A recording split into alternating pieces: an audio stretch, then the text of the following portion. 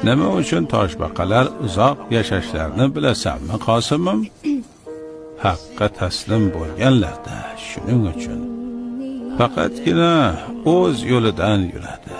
Shoshilmaydi, ehtirosga berilmaydi.